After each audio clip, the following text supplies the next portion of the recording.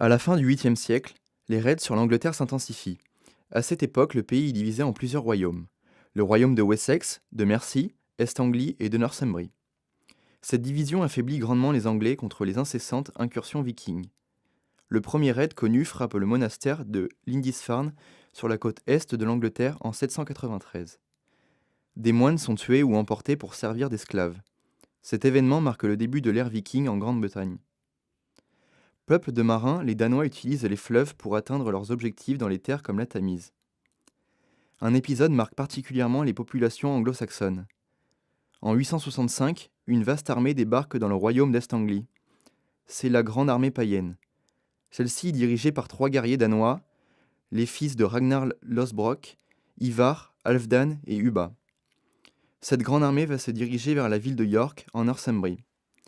Entre 875 et 879, les Danois fondent un royaume autour de la ville et s'étendent sur une grande partie de l'Angleterre.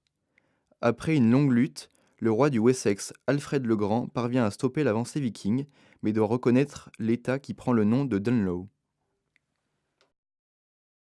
Les Suédois, principalement un peuple de commerçants, étendent leur influence vers l'est.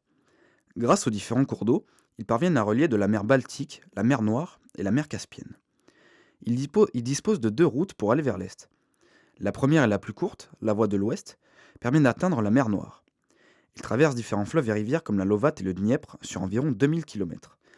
C'est le chemin le plus dangereux pour les Suédois. Certaines régions sont habitées par des populations hostiles comme les Pecheneg. Plus longue, la voie de l'Est permet d'offrir un trajet plus sécurisé pour les marchands scandinaves. Ils traversent le plus long fleuve d'Europe, la Volga, pour atteindre la mer Caspienne et aussi la mer Noire.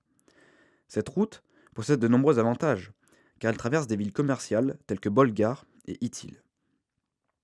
Après cette traversée, les Suédois atteignent Constantinople, où ils peuvent commercer et échanger des fourrures contre des produits de luxe introuvables en Europe du Nord.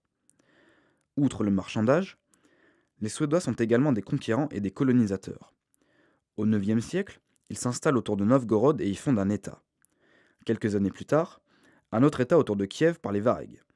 Ces derniers vont laisser une empreinte significative sur l'Europe de l'Est, vu qu'ils sont à l'origine de la naissance de la Russie.